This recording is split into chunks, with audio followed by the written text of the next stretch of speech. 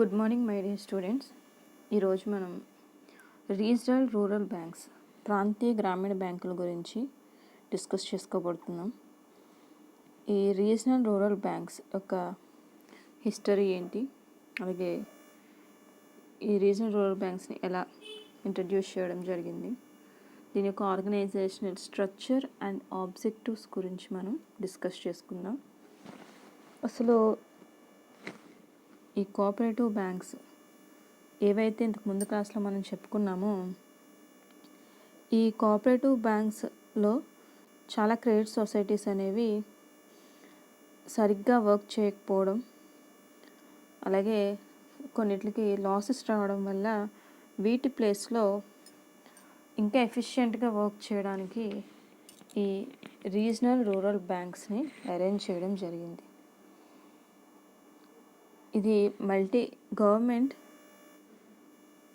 Arrange చేసేటువంటి banks ఇవి.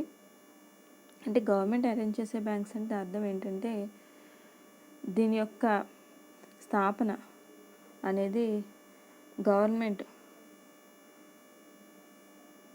కొన్ని రకాలైనటువంటి కమిటీలు వేయడం ద్వారా ఇది మనకి అమల్లోకి వచ్చింది. దీని యొక్క ఎస్టాబ్లిష్మెంట్ రూల్స్ అవన్నీ కూడా మనం వన్ బై వన్ చెప్పుకుందాం. యాక్చువల్లీ ఇందిరాగాంధీ గవర్నమెంట్ ఉన్నప్పుడు, ఇందిరాగాంధీ గవర్నమెంట్లో 1975లో మన గవర్నమెంట్ ఆఫ్ ఇండియా నరసింహన్ కమిటీని ఏర్పాటు చేయడం జరిగింది.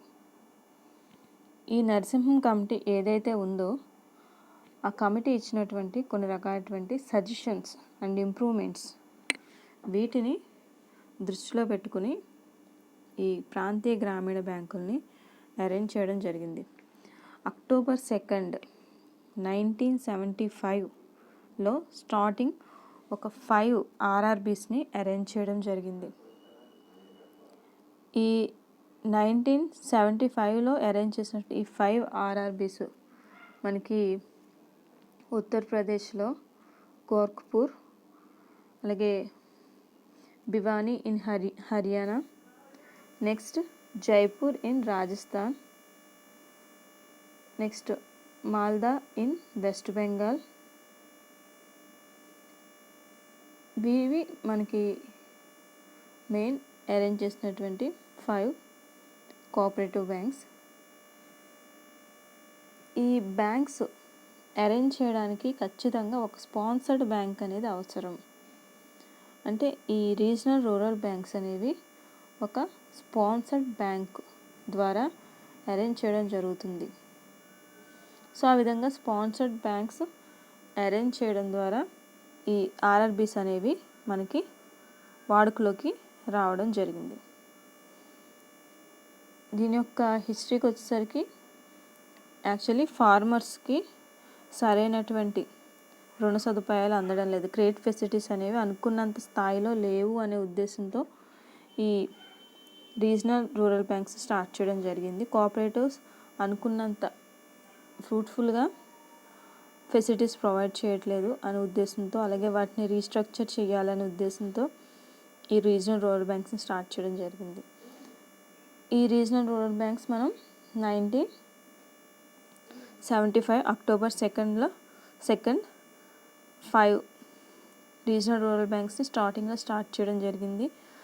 ఎందుకు వీటిని స్టార్ట్ చేశారు అంటే, చిన్న సన్నకారు రైతులు ఎవరైతే స్మాల్ ఫార్మర్స్ ఉంటారో, అలాగే వ్యవసాయ కూలీలు, డైలీ వేస్కి వర్క్ చేసేటువంటి కూలీలు ఎవరైతే ఉంటారో వాళ్ళు, అలాగే చేతి వృత్తుల వారు అంటే మనం హ్యాండీక్రాఫ్ట్ చేసేటువంటి వాళ్ళు, అలాగే చిన్న చిన్న వ్యవసాయదారులు, వీళ్ళందరూ ఫార్మర్స్ అండ్ ప్రైమరీ సెక్టార్లో వర్క్ చేసేటువంటి ఎవరైతే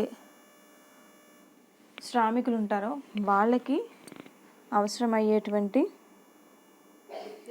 క్రెడిట్ ఫెసిలిటీస్ని ప్రొవైడ్ చేయాలి అనే ఉద్దేశంతో ఈ ఆర్ఆర్బీస్ని, ప్రాంతీయ గ్రామీణ బ్యాంకుని స్థాపించడం జరిగింది. ఇది దీని యొక్క introduction.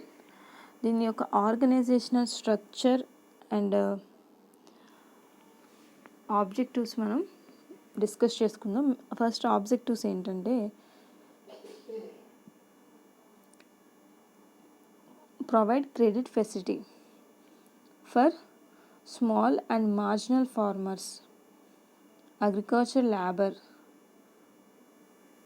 And small entrepreneurs of primary sector. So వీళ్ళకి అవసరమయ్యేటువంటి క్రెడిట్ని ప్రొవైడ్ చేయడం దీని యొక్క మెయిన్ ఆబ్జెక్ట్.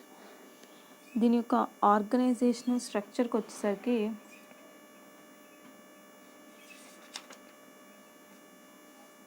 ఖచ్చితంగా ఒక స్పాన్సర్షిప్ బ్యాంక్ అనేది ఉండాలి. దీంట్లో మనకి ఆథరైజ్డ్ క్యాపిటల్ అధికృత మూలధనం వచ్చి 1 crore ఉండడం జరుగుతుంది. అలాగే పేడప్ క్యాపిటల్ చెల్లించిన మూలధనం వచ్చి 25 lakhsగా ఉంటుంది. అవసరమైతే ఈ అధికృత మూలధనాన్ని 5 crores వరకు కూడా పెంచుకోవచ్చు. అలాగే పేడప్ క్యాపిటల్ని 1 crore వరకు కూడా పెంచుకోవచ్చు.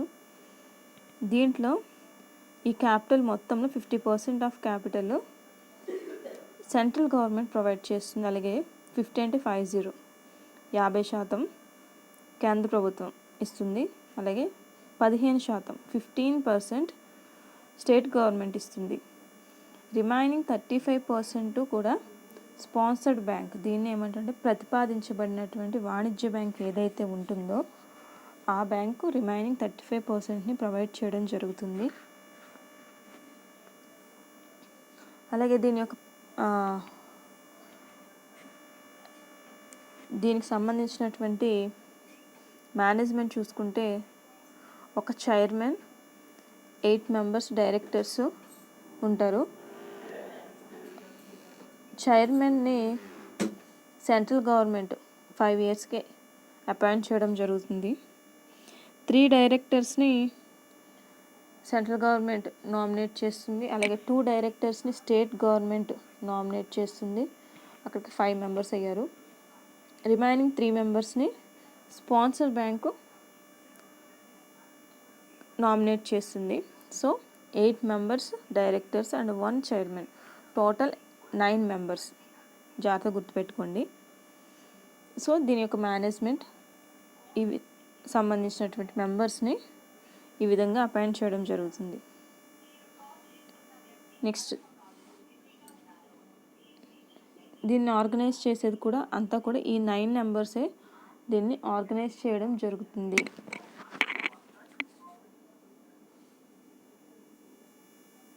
బోర్డ్ ఆఫ్ డైరెక్టర్స్ ఎవరైతే ఉంటారో ఈ ఆర్ఆర్బికి వాళ్ళు దీన్ని ఆర్గనైజ్ చేయడం జరుగుతుంది. Next functions of regional rural banks. ఈ రీజనల్ రూరల్ బ్యాంక్స్ యొక్క ఫంక్షన్స్ ఏంటి, విధులు ఏంటి అంటే, first one, provide loans to rural people. ఎవరైతే గ్రామీణ ప్రాంతాల్లో ఉండేటువంటి ప్రజలు రుణ అవసరాలు ఎవరికైతే ఉన్నాయో వాళ్ళ యొక్క రుణ అవసరాలు తీర్చడమే దీని యొక్క ముఖ్యమైనటువంటి విధి. రూరల్ పీపుల్కి అవసరమైనటువంటి లోన్ ఫెసిలిటీస్ని ప్రొవైడ్ చేయడం అనేది మెయిన్ ఫంక్షన్. సో ఇక్కడ మీరు అబ్జర్వ్ చేయండి, ప్రొవైడింగ్ లోన్స్ అంటే ఇక్కడ granting loans to rural people, అలాగే grant loans to cooperative societies. Rural పీపుల్కి మాత్రమే కాదు, కోఆపరేటివ్ సొసైటీస్కి అవసరమయ్యేటువంటి లోన్స్ కూడా ఆర్ఆర్బీస్ ప్రొవైడ్ చేస్తాయి. RRBs also provide loans and advances to cooperative societies including marketing societies, agriculture processing societies, cooperative farming societies, primary agriculture credit societies or farmers. So వీళ్ళందరికీ కూడా agricultural purpose కోసం అవసరమయ్యేటువంటి credit ఫెసిలిటీస్ని మన RRBs అనేవి provide చేస్తాయి. వీటితో పాటు banking ఫెసిలిటీస్ని కూడా provide చేస్తాయి. అంటే రూరల్ బ్యాంక్ ఏదైతే ఈ ఆర్ఆర్బీస్ ఉన్నాయో ఇవి బ్యాంకింగ్ సర్వీసెస్ని ప్రొవైడ్ చేస్తాయి.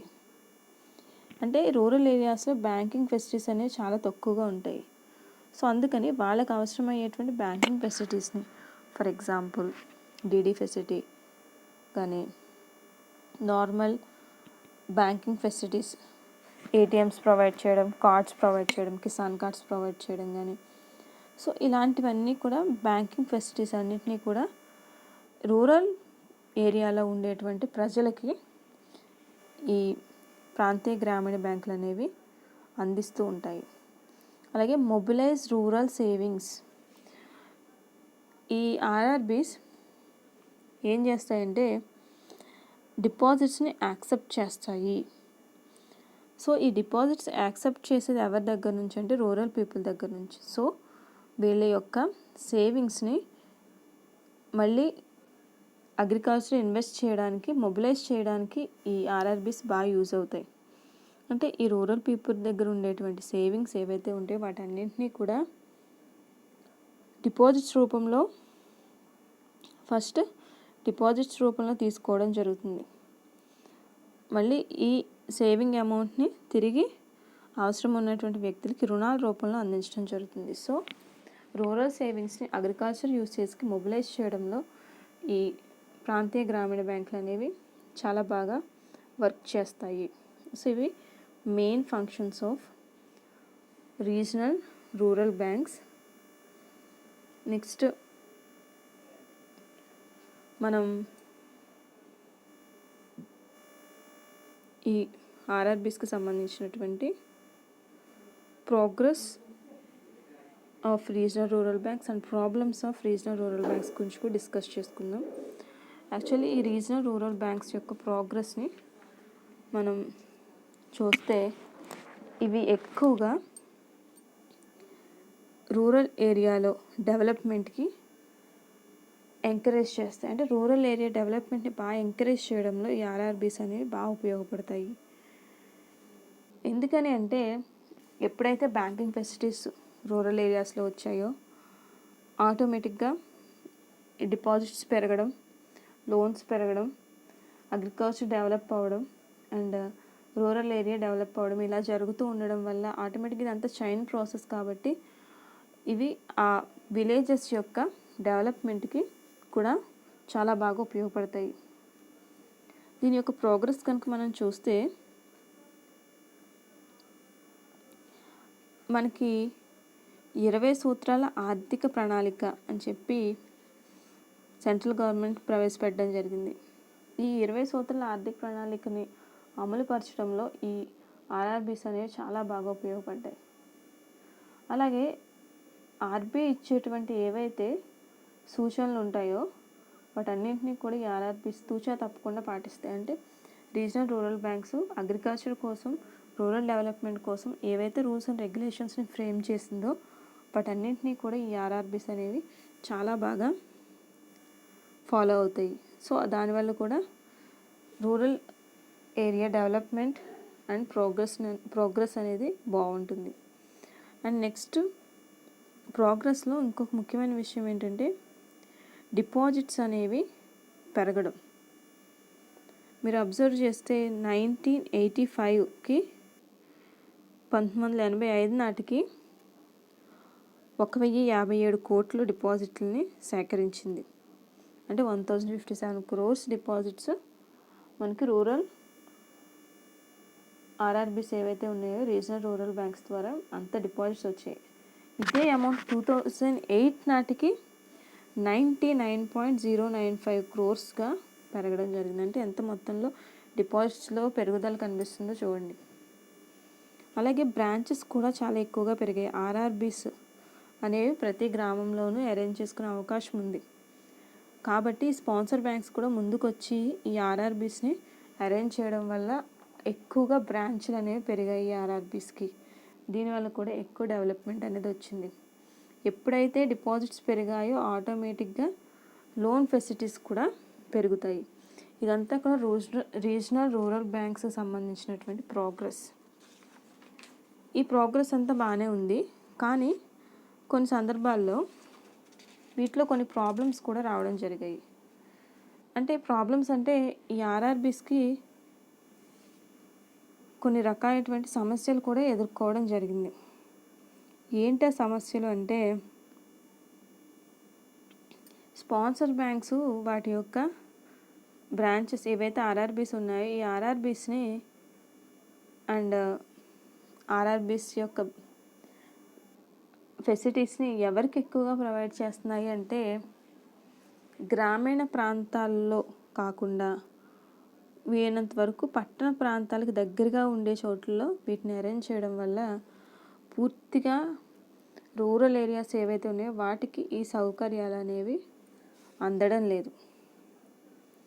అలాగే ఈ ఆర్ఆర్బీస్లో వర్క్ చేయడానికి సిబ్బంది కూడా అంతగా ఎక్కువగా ఇష్టపడడం లేదు. ఎందుకని అంటే అది గ్రామ ప్రాంతాల్లో వాళ్ళకి అవసరమైనటువంటి సదుపాయాలు ఉంటాయో ఉండవో అని చెప్పి. ఇంకొకటి పట్టణ ప్రాంతాలకు చెందినటువంటి వాళ్ళు గ్రామీణ ప్రాంతాలకు వెళ్ళాలి అంటే కొంత ఇబ్బంది పడ్డాం.